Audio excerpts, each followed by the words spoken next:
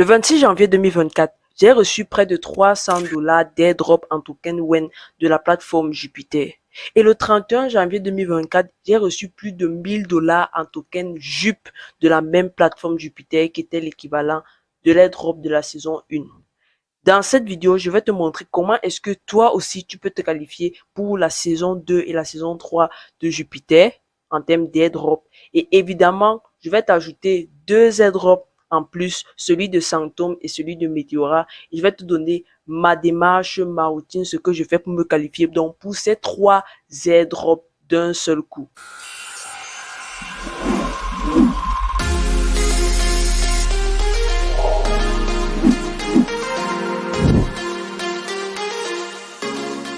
Avant qu'on aille sur mes téléphones, pour que je puisse te montrer de manière pratique ce que je fais en termes de routine pour me qualifier pour les prochains airdrops, j'aimerais dire ceci. Les airdrops, ce ne sont pas forcément des distributions de tokens gratuites. Parce que forcément, tu devras donner de ton temps. Parfois, tu devras faire certaines transactions. Et surtout, il faudra que tu sois régulier ou alors régulière. Donc, cela nécessite quand même un peu de don de toi pour que tu puisses être parmi les heureux élus à qui on partagera des jetons, entre parenthèses, gratuitement. Maintenant que c'est dit, on va donc passer sur mes téléphones et je vais te montrer comment est-ce que tu peux te qualifier pour ces airdrops. Là, je vais te montrer comment je farme dans mes trois airdrops Jupiter, Sanctum et Meteora. Bon, j'ai une stratégie pour chaque airdrop. Mais puisque c'est mieux toujours de farmer les airdrops sur différents portefeuilles, ça te permet d'avoir potentiellement plus de récompenses. C'est pour ça que moi, personnellement, j'ai à peu près 7 à 6 portefeuilles dédiés à ces airdrops-là. Donc, on va commencer par Jupiter. La saison 1, je t'ai dit que j'ai gagné près de 1000 dollars, mais moi, ça m'a vraiment énervé. Parce que j'aurais pu gagner beaucoup plus si j'avais pris ça au sérieux. C'était vraiment pas dans mes objectifs. Donc, pour cette saison 2, je vais me rattraper. Et pour cela, j'ai 4 portefeuilles qui sont dédiés. Oui, 4 portefeuilles qui sont dédiés seulement à Jupiter. Et ma stratégie sur Jupiter se repose sur 3 points. Le premier point pour ma stratégie, c'est avoir du Jupiter en portefeuille. Et là, c'est chez Mikasa que je garde dans mes Jupiter. Voilà ça. Donc, je ne fais rien d'autre que stacker du Jupiter ici. Rien. Et quelques actions. Mais le plus gros chez Mikasa, est là pour garder mes Jupiter. Là, le deuxième point de la stratégie, c'est faire du volume sur Jupiter. Et là, c'est sur Jupiter.ag. Et pour ça, j'ai deux portefeuilles principalement. J'ai Sangoku et Sasuke qui me permettent de faire des swaps, du perpétual et de garder mes JLP. Les JLP, ce sont les tokens de liquidité, de pool de liquidité que tu vas avoir sur Jupiter. Donc là, je suis chez Sangoku, voilà ça. J'ai à peu près 8 JLP et j'augmente dans mon nombre de JLP chaque semaine. Je vais atteindre 20 ou 30 maximum. Là, je suis à 8. Au fur et à mesure, j'en ajoute. Maintenant, comment est-ce qu'on sera donc sur Jupiter? Moi, j'ai mes fenêtres qui sont déjà ouvertes. Donc, là, c'est simplement, tu vas juste sur jup.ag, voilà l'onglet ici. Et tu vas donc voir, moi, ce que je fais du volume, je répète. Donc, je vais aller dans chaque onglet, faire le maximum de volume, c'est-à-dire faire le maximum de transactions et utiliser tous les onglets. Parce que je pense que utiliser le haut maximum Jupiter dans toutes ses possibilités et ses capacités, ça va être un élément déterminant lors de l'éligibilité. Donc, je fais des trades quand je peux, comme je peux. Ensuite, qu'est-ce que je fais? J'utilise le perpétual. Je pose des ordres aussi en perpétual, c'est-à-dire tu fais du trading, mais sur un échangeur qui est décentralisé. Donc, si tu fais du perpétual, et comme je te dis, j'utilise aussi beaucoup la fonction earn. C'est ici que tu vas avoir accès au JLP. Voilà, donc tu achètes du JLP à partir de cet onglet, ça va te renvoyer vers l'onglet des trades. Donc, je fais vraiment le maximum ici pour utiliser les limit orders, pour bridger. On utilise All Bridge en général.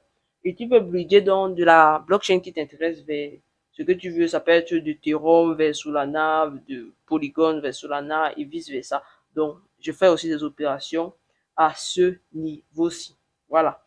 Donc, ça, c'est pour ce qui est de la partie 2. Et la troisième partie, le troisième pilier de ma stratégie, c'est quoi? C'est faire en fait des votes. Donc, je vote et je stake du Jupiter.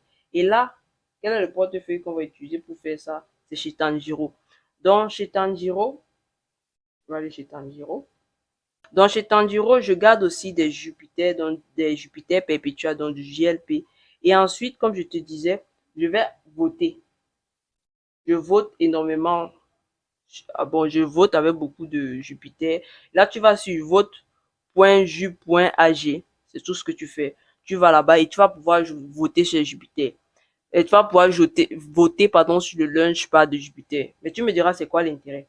En fait, l'intérêt, bon, j'ai connecté mon portefeuille. Donc ici, j'ai à peu près 769 Jupiter qui sont stakés. Ça fait à peu près 1200 ou 1300 $.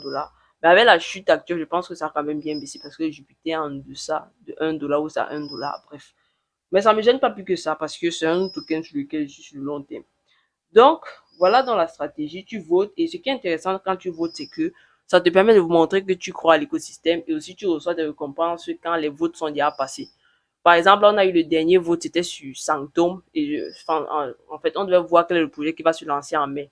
Et Sanctum a gagné. Donc, Sanctum va forcément lancer son token d'ici 2 ou 3 mois. Donc, ça, c'est pour les votes. Donc, ma stratégie sur Jupiter, je résume ces 3 points et 4 portefeuilles. Premier portefeuille Mikasa, chez Mikasa, on stake. Et on garde juste du Jupiter. Ensuite, chez Sangoku et chez Sasuke, qu'est-ce qu'on fait? On fait le maximum de volume en utilisant l'échangeur décentralisé. Et chez Tanjiro, qu'est-ce qu'on fait? On vote et on stack. Voilà. Donc ça, c'est pour le premier point. Ça, c'est pour Jupiter. Maintenant, on va passer à Météora. Le deuxième airdrop que je farm, c'est Meteora. La stratégie est simple. Moi, personnellement, j'ai déposé de la liquidité sur un pool de liquidité Jupiter Wen, en pool DLLM, donc des pools dynamiques. Et ensuite, je fais quelques swaps 1 à 2 fois par semaine sur Meteora pour faire du volume. Donc, on est sur Sasuke et c'est Sasuke le portefeuille que j'utilise le plus. Donc, j'envoie des fonds dessus, je dépose la liquidité. Voilà. Donc, j'ai déposé à peu près pour 450 $ de liquidité. Mais actuellement, avec ce que le marché nous fait voir en termes de chute, je pense que ça a dû bien chuter. Donc voilà à quoi ressemble Meteora. C'est pas vraiment très compliqué à utiliser. Donc, tu as différents pools de liquidité.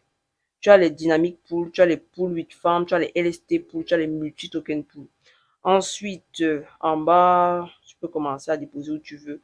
Moi, personnellement, voici, il y a déposé dans mes dépôts ce que j'ai déposé. Bon, c'est passé de 450 à 296 $. Waouh! Veut que le marché est en train de saigner comme un pot. Bref, voilà pour moi. Et de temps en temps, ce que je fais, donc, c'est faire des swaps pour avoir quand même de l'activité sur Meteora et potentiellement donc être qualifié à l'airdrop. Et s'il y a toute nouvelle évolution, j'observe sur Twitter s'ils ont des choses qui déclarent et tout. Bref, c'est tout. Donc, la stratégie est simple ici. Déposer la liquidité quand tu peux, à un certain rythme régulier et faire quelque soit possible. Voilà, simplement. Donc, il y a presque 60, on est à 66 millions de TVL, donc de Total Value Lock. Le nombre de swaps sur 24, 16 millions de dollars de swaps, ça commence à grandir. Les frais, ils génèrent, il y a 42 465 $ de frais sur 24. Ok. Et donc, moi, mon dépôt actuel, tu vois ça, 296,89 $. Sachant que ton dépôt va varier selon la manière dont le marché évolue. À la base, j'étais à 450. Maintenant, comme le Jupiter et le Wen, ça plonge. Bref, ça en plonge comme tout le reste du marché. C'est pour ça que tu vas aussi voir ta quantité en dépôt qui diminue. Maintenant, quand le marché repart et que tout croît, tu vois aussi ta quantité de dépôt augmenter. Voilà. Donc, ça, c'est pour la partie Météora. Ensuite, on va aller sur le troisième airdrop que je farm, Sanctum. Donc là, on va terminer avec le troisième airdrop, donc Sanctum. Pour Sanctum, j'utilise Eren. C'est Eren qui gère mon airdrop Sanctum. J'ai vraiment concentré ça sur Eren. Ok, donc sur Eren, la stratégie sur Sanctum. Au début, j'avais juste commencé à staker du INF, donc du Infinity. Et aussi, bon, j'ajoutais du Infinity parce que je voulais atteindre un Infinity. Bon, j'ai réussi à avoir un Infinity, mais hier, la plateforme a sorti Wonderland. Donc, Wonderland, c'est un système de gamification de points sur Sanctum. Et ça, je me suis rendu compte qu'il faut que je change complètement ma stratégie. Donc, ce que j'ai fait, c'est que j'ai envoyé du Solana sur mon portefeuille. J'ai envoyé 1,5 Solana pour réadapter ma stratégie parce que Wonderland vient changer complètement ma stratégie. Et donc, dû ajouter un second point, c'est-à-dire participer à Wonderland. Donc, trêve de bavardage, on va aller voir Sanctum. Donc, là, on est sur Sanctum. Sanctum, donc, c'est une plateforme qui fait aussi mais qui fait dans le liquid derivative staking. Dans le liquid staking, trading ou dérivatif, bref. C'est-à-dire que ça te permet d'avoir de la liquidité même si tu stakes tes Solana quelque part et ça te rémunère en fait pour avoir staké tes Solana quelque part. Donc voilà. Donc c'est plus intéressant d'avoir des LST que d'avoir du Solana dans son portefeuille. Ça c'est quelque chose qu'il faut savoir. Bref, la plateforme à la base c'était quatre onglets, c'était Infinity, c'était Trade, c'était Stake et c'était LST. Maintenant hier, on est le 30 avril, le 29 avril, ils ont sorti Wonderland. Et c'est la saison 1 de Wonderland. Ils nous demandent de faire quoi, grosso modo? On accumule des étoiles qui correspondent à des points. Il y a 160 000 étoiles, ce qui est très bas. Ça peut sembler beaucoup, mais c'est rien. Et on a 18 animaux de compagnie à attraper, à avoir en fait dans le portefeuille. Et sur ces 18 amis de compagnie, on prend dans les level up. C'est-à-dire que plus tu les possèdes et plus tu as du INF dans ton portefeuille, plus tu vas gagner en level up et en points. Et potentiellement, je pense que ça va être quelque chose qui va être décisif aussi pour les drops de Sanctum. Donc voilà les différents bêtes en fait que je dois avoir dans mon portefeuille, que tu dois aussi avoir dans ton portefeuille si tu veux jouer cet airdrop. Donc ça vient changer la donne. Pourquoi? Parce qu'il y a des quêtes à faire. Donc il faut participer aux quêtes. Plus tu vas avoir des quêtes, plus tu vas avoir de l'expérience. Et plus tu vas avoir de l'expérience, plus potentiellement ça va compter pour ton allocation pour le airdrop. C'est pour ça que moi, personnellement, je m'étais juste dit que je stake du INF. Mais avec ça, je suis obligé complètement de choisir la stratégie. Par exemple, les quêtes, il y a des détails pour les quêtes. On nous explique ce qu'on doit faire, ce que la communauté doit faire. Pour l'expérience, c'est EXP. Hein. Et combien de temps les quêtes durent, combien les communautés ont déjà récupéré. Donc, c'est vraiment un truc qu'il faut faire en groupe. Quand vous êtes groupé, vous allez gagner beaucoup plus d'expérience plus rapidement. Je donne un exemple. Par exemple, mes 162 000 là, en étoiles, ça correspond à quoi? Si je clique sur celui que j'ai déjà, le Infinity, je vais cliquer dessus pour que tu vois. Il est déjà au level 48. Et ensuite, qu'est-ce qu'on me dit? On me dit que ce NFT doit évoluer de trois façons. Donc, plus tu augmentes, c'est juste la forme basique, dans l'évolution 1. Il y a maintenant l'évolution 2. Ça, je vais pouvoir atteindre l'évolution 2 de ce pet. Parce que je ne veux pas dire NFT. C'est pas vraiment des NFT parce qu'on ne les a pas dans nos portefeuilles. Mais en fait, c'est juste des représentations de notre niveau. Voilà. Donc, ça va évoluer. Mais maintenant, pour les avoir, ces pets-là, on te dit qu'il y a trois évolutions, on te dit qu'il y a 50 121 comme ça qui existent. On te dit que comment tu vas donc faire pour avoir ces pets? Il faut que tu aies dans ton portefeuille. Tu as deux conditions. Get this pet by holding at least 0.1 sol worth of INF in your wallet. Donc ça c'est la première condition. Tu dois avoir dans ton portefeuille 0,1 sol sous forme de INF. Quand tu as ça en fait, tu vas avoir ce pet. Ou alors tu dois avoir au moins ce 0,1 sol en INF que tu as déposé dans un des protocoles en bas. Donc, having at least 0.1 sol worth of INF deposit in the protocols listed below. Donc, voilà les protocoles ici. Armada, Camino, MarginFi, Meteora, Solend. Voilà. Et on t'explique quoi? Comment est-ce que tu fais donc pour gagner de l'expérience? Tu gagnes 10 expériences par minute pour chaque un sol que tu possèdes en INF dans ton portefeuille. Dans mon portefeuille, j'ai 1,09 INF. Donc, ça veut dire que grâce à ça, dans le premier point de la stratégie, je vais gagner 10 EXP donc par minute pour chaque sol. Ça veut dire que si tu as moins de 1 sol sous forme de INF, tu ne peux pas gagner 10 EXP par minute. Donc là, tu es déjà obligatoirement obligé d'avoir un sol minimum dans ton portefeuille sous forme de INF. Donc ça, c'est la première façon de gagner de l'expérience. La deuxième façon de gagner de l'expérience, c'est quoi? C'est comment? Il faut que tu aies déposé donc tu gagnes 10 EXP par minute pour chaque un sol en INF que tu as déposé dans un des protocoles suivants. Donc, si tu as déposé du INF dans le pool dans le pool Volt, donc dans le Volt de Armada, si tu es dans le pool INF USDC, tu vas gagner 10 EXP par minute. Si tu as déposé du INF ou du sol sur Camino, tu vas aussi gagner 10 EXP par minute. Margin5, même chose. Meteora, si tu es dans la pool INF Sol en DLMN pool, dans les pools dynamiques, tu vas aussi gagner 10 EXP par minute et Sunland aussi. Bref, et après on te dit note. Deposit your INF into any of the above will get you 10 XP per minute, no, not 20 EXP. Donc, dit, si tu déposes du INF dans n'importe quel de ces pools, tu vas gagner 10 expériences par minute, 10 EXP par minute. C'est-à-dire que même si tu déposes un sol sur tous ces protocoles, donc tu déposes un sol, ça va tout seulement te faire 10 EXP d'expérience par minute.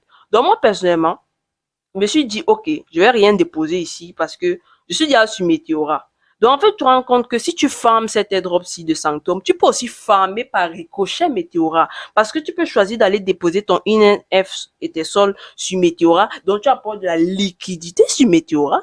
Et donc, ça te permet aussi de farmer Meteora.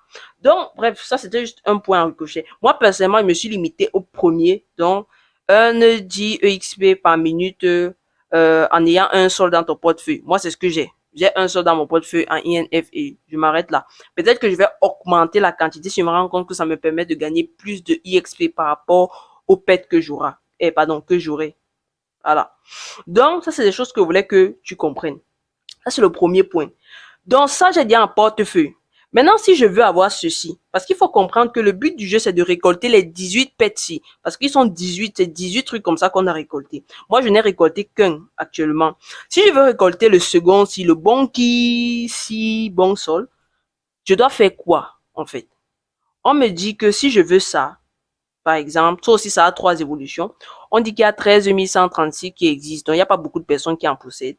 Maintenant, on me dit, comment est-ce que tu peux l'avoir? On me dit, tu peux l'avoir si tu hold dans ton portefeuille 0,1 sol en bon sol dans ton portefeuille. Donc, tu dois convertir 0,1 sol pour posséder donc du bon sol. Et quand tu auras ça, tu vas avoir ce pet dans ton portefeuille. Et, pardon, tu vas avoir ce pet, en fait, dans ton, comme je dit ça, oui, dans ton portefeuille, bon, pas vraiment dans ton portefeuille, sur ton compte, en fait. Et tu vas te permettre de gagner encore plus d'expérience. Donc, tu as déjà le premier qui te fait gagner de l'expérience parce que tu as du INF. En plus, on te dit, tu peux gagner encore plus d'expérience en ayant un sol sous forme de bon sol, mais tu dois posséder un sol sous forme de bon sol. Ça va te permettre de gagner en plus 10 autres expériences par minute. Donc, en fait, ici, si en plus du INF que j'ai déjà, donc j'ai déjà un sol en INF qui m'a permis d'avoir mon premier pet. Si je veux avoir ce pet, je dois déjà avoir 0,1 sol en bon sol. Et en plus, si je veux gagner plus d'expérience, je dois avoir un sol encore en bon sol dans mon portefeuille. Et en bas, ici, on te dit, Buy bon sol. Donc là, en fait, ce qu'ils veulent, c'est quoi? C'est que le maximum de personnes soient en train de faire de l'échange sur leur plateforme. Et ça va faire quoi? Ça va apporter du volume. Donc maintenant, la stratégie que moi, sur laquelle je suis en train de réfléchir, c'est pour ça que j'ai envoyé 1,5 sol sur ce portefeuille. Je vais revenir ici. C'est 1,58 sol. Je les avais pas. Ma stratégie, c'est que je veux réfléchir. Je veux savoir, est-ce que c'est plus intéressant pour moi de swapper dans mes sols, en bon sol, par exemple, pour avoir mon paix, ou alors je garde un sol et je me mets sur une seule position. Parce que là, je suis déjà sur INF. Parce que je peux récupérer tous ces pets. Parce que si j'ai lu à peu près ce qu'on demande, si je clique dessus. Pour avoir le clocky, c'est la même chose.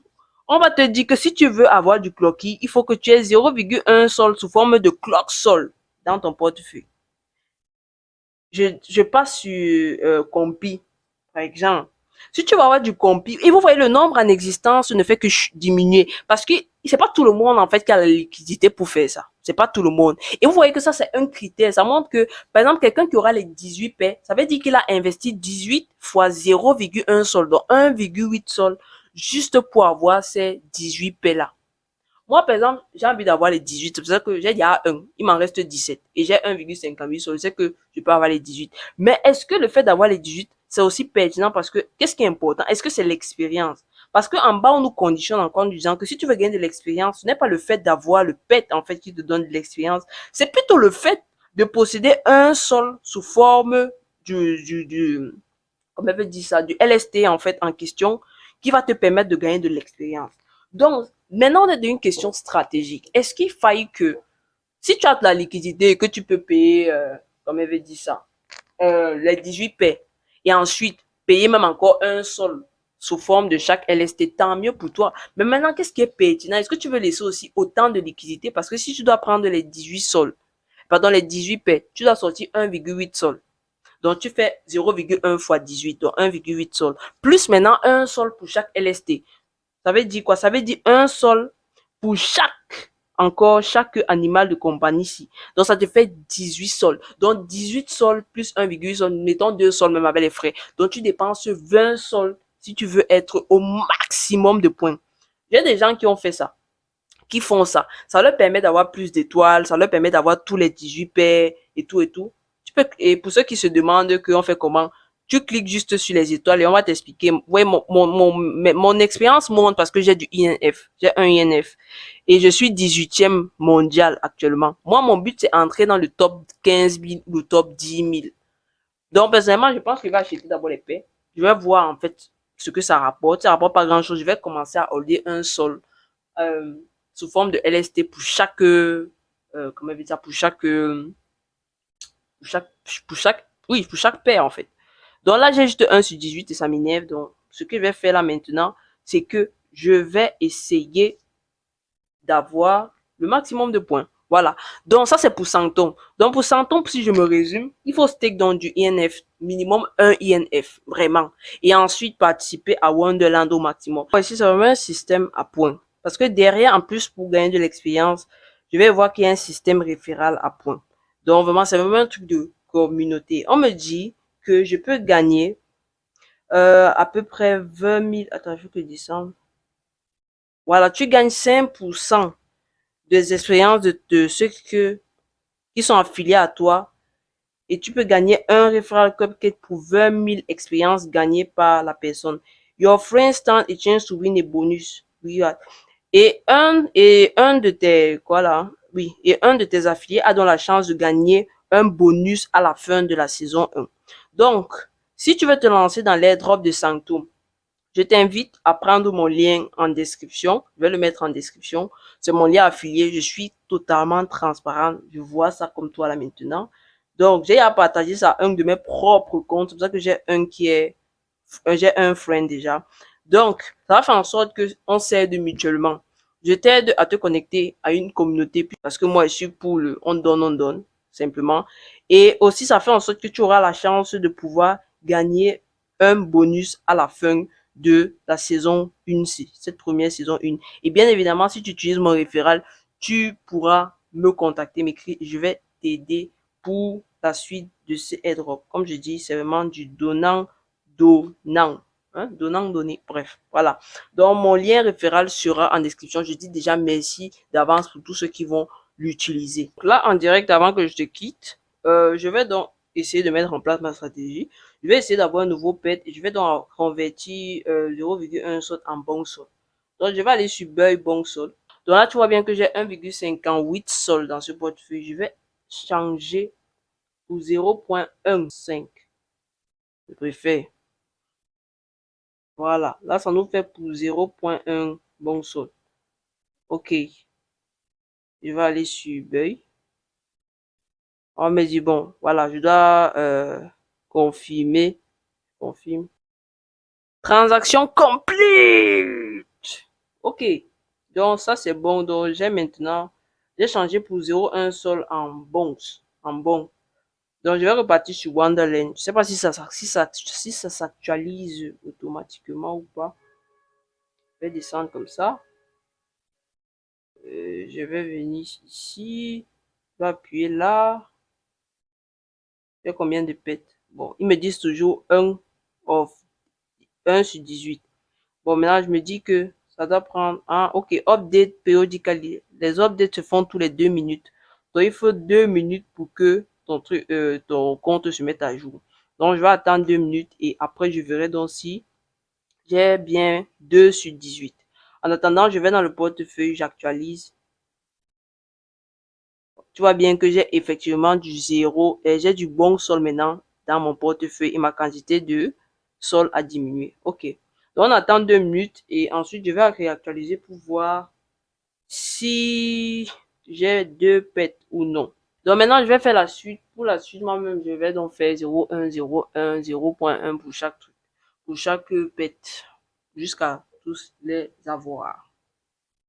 Et donc, voilà, grosso modo, comment est-ce que je tourne sur Jupiter, sur Sanctum et sur Meteora. J'espère que cette vidéo t'a aidé et que tu as pu voir un peu plus clair sur ce qui a lieu de faire pour pouvoir te qualifier sur les prochains airdrops sur la blockchain de Solana. Maintenant, si tu veux aller plus loin, que tu veux un accompagnement, que je t'aide à faire ça par toi-même, j'ai lancé un programme que j'appelle Airdrop Hunter. C'est-à-dire que je te tiens par la main, je t'aide à créer tes portefeuilles, à découvrir l'écosystème, à aller opportunité sur opportunité, une par une, pour que tu puisses, pas à pas, à ton propre rythme, être en mesure de pouvoir te qualifier sur les différents airdrops, pas seulement sur la blockchain Solana, mais aussi sur d'autres blockchains qui, elles aussi, ont plein de potentiel et qui peuvent t'offrir aussi énormément d'airdrops. Donc, si tu es intéressé par cela, tu cliques sur le premier lien en description. Moi, je te dis à la prochaine pour une nouvelle vidéo. D'ici là, deviens et reste crypto actif. Ciao.